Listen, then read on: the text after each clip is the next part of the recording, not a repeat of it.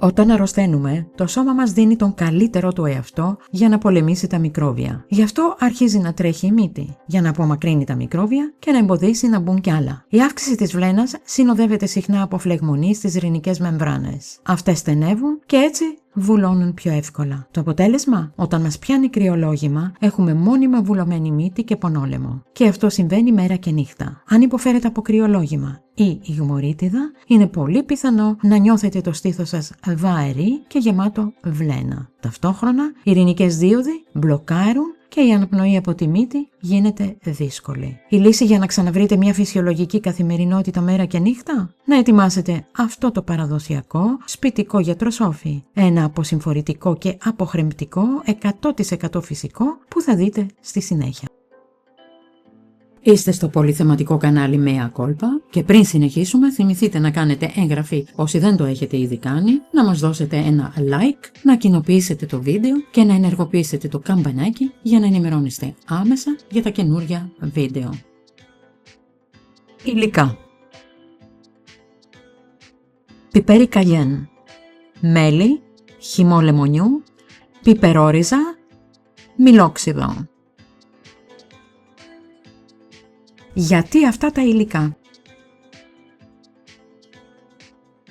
Το πιπέρι καγιέν, το μέλι και η πιπερόριζα είναι όλα φυσικά αποχρεμπτικά. Αυτό σημαίνει ότι βοηθούν να αραιώσουν τις παχές εκκρίσεις βλένας που συσσωρεύονται στους πνεύμονες. Έτσι διευκολύνεται η απομάκρυνσή τους, μειώνεται η πίεση στο στήθος και αισθανόμαστε γρήγορα καλύτερα. Το καγιέν είναι επίσης φυσικό αποσυμφορητικό χάρη στην καψαϊκίνη που περιέχει. Η καψαϊκίνη βοηθά να μειωθεί το πρίξιμο και η φλεγμονή που στενεύουν τις ειρηνικές διόδους. Το ξίδι μιλίτη συμβάλλει στο να αραιώσει τις εκκρίσεις βλένας, κάνοντας πιο εύκολη την αποσυμφόρηση. Ο χυμός λεμονιού βοηθά επίσης στην ανακούφιση της συμφόρησης, διευκολύνοντας την απομάκρυνση των μικροβίων. Τι θα χρειαστείτε?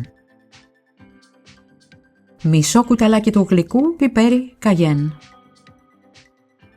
Μισό κουταλάκι του γλυκού πιπερόριζα σε σκόνη.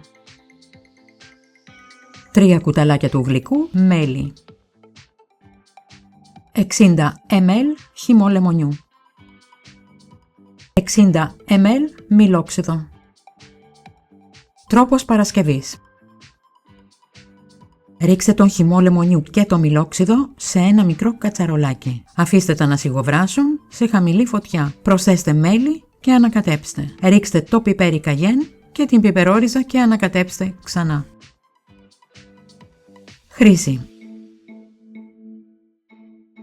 οι ενήλικες μπορούν να παίρνουν 1 έως 2 κουταλιές της σούπας από αυτό το μείγμα την ημέρα όσο χρειάζεται.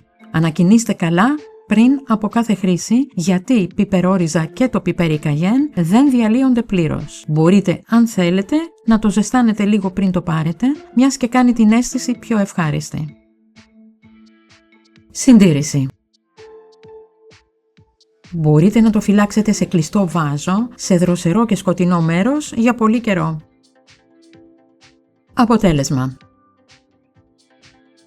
χάρη σε αυτό το φυσικό αποχρεμπτικό και αποσυμφορητικό για τη μύτη, θα καταφέρετε να ξεβουλώσετε τη μύτη σας και να καθαρίσετε τον λαιμό σας. Έτσι, θα μπορέσετε να αντιμετωπίσετε τη συμφόρηση και να αναπνεύσετε πιο ελεύθερα. Αυτό το σπιτικό γιατροσόφι είναι ιδανικό ως αποσυμφορητικό, γιατί μειώνει τις εκκρίσεις βλένας και την φλεγμονή στις αναπνευστικές οδούς. Είναι πολύ αποτελεσματικό για να ξεβουλώσει τη μύτη με φυσικό τρόπο. Αλλά δεν είναι μόνο αυτό. Είναι εξίσου αποτελεσματικό και ως αποχρεμπτικό, γιατί βοηθά να αποβληθεί η βλένα, την αραιώνει και διευκολύνει τον βήχα. Όλοι γνωρίζουμε πόσο πολύ ενοχλητικό είναι να ξυπνάμε μέσα στη νύχτα με τη μύτη τελείως βουλωμένη. Με αυτό το γιατροσόφι, μόλις νιώσετε ότι η μύτη σας αρχίζει να βουλώνει, πάρτε μια γερή κουταλιά από αυτό το μείγμα και αμέσως θα νιώσετε ανακούφιση.